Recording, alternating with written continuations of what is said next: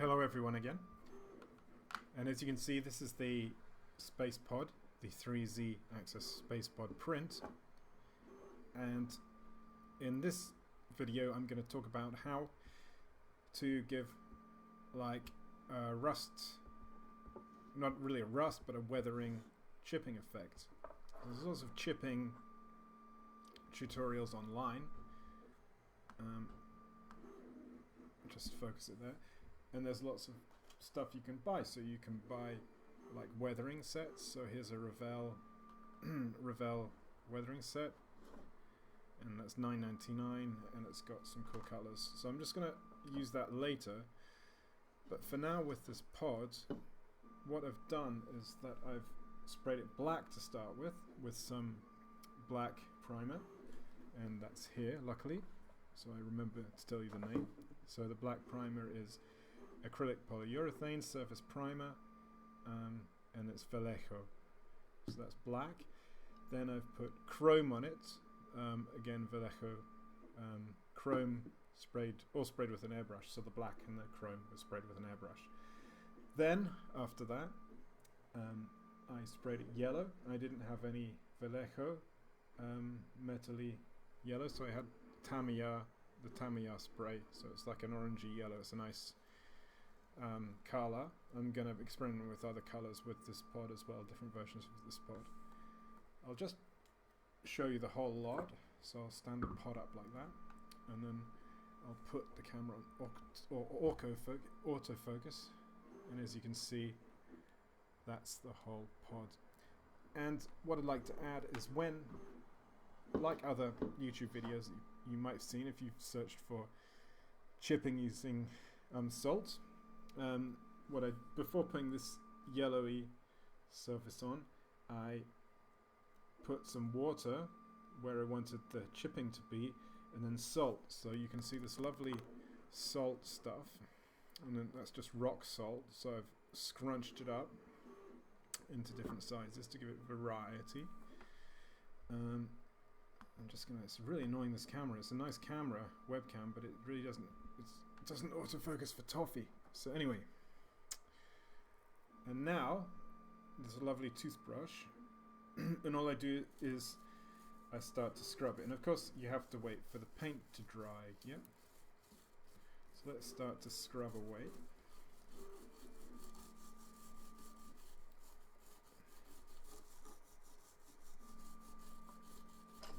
See, it's really giving a really cool effect already, because the chrome is shiny, so it looks like it's all peeled off, while the yellow is retained. And what I really like is the little effect. So if you scrunch your salt up small enough, you'll get a good variety of effects. And I'll try and bring the camera really close.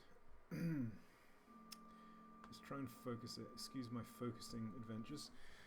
And as you can see, it's got, with the salt, you even get this really nice peely effect, and it's not really intentional, but it does look good as well. So I'm just gonna, it's gonna take me a while to scrub with this old toothbrush. Be sure to clean the toothbrush before you scrub the model as well. And I'm going to do that for a while, and I'll just stop the video, and then I'm going to show you start the video again when I've scraped it all off, because at the moment I'm scraping it and it's landing on my keyboard, which isn't a good thing. So let's speak in a few seconds. Hello again. So in the process of taking the salt off, I knocked the camera, so the angle is slightly different, but that's the wonder of little videos like this. So as you can see, the salt has the salt has mainly been scrubbed off. The top I really like. So it's got a nice effect, and if I shine this little old IKEA light, then you can see it's really starting to add cool effects. And for example, later I'm going to put this in set this up in a sort of film cinematographic scene, and immediately, whoops, I'll just adjust the camera again, and immediately you can see the effects that it's starting to, you know, have on this model, the space pod. So you can, you know, immediately light the sides with what's called practical effects in the film industry, where you're making real stuff and then filming that rather than CGI. And as you probably would agree, that the textures are looking rather nice on this. If it autofocuses, yep, so it's focused. So the textures are quite gnarly and, you know, weathered already. It's a really nice effect, the salt effect. I've got this little old pack here of Revell weathering set. I haven't started using it. There's some nice effects on that. I particularly like the white. I'm going to use this to add highlights and then put some dark washes for lowlights and then paint some rust.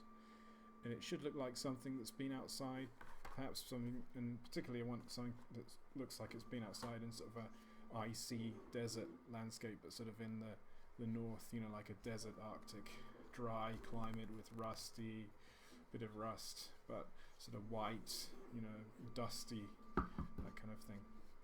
So there you go. So that's the pod so far, and I'll do one last one when it's finished with the weathering set, and also I'm going to hopefully get some decals or decals as we call them in the UK, or I'm going to stencil in some things such as the 3Z logo on the pod and that sort of thing. And then when that's finished, that's a really nice spaceship that I can set up in a scene, you know, to take a photograph and add to my 3Z universe art.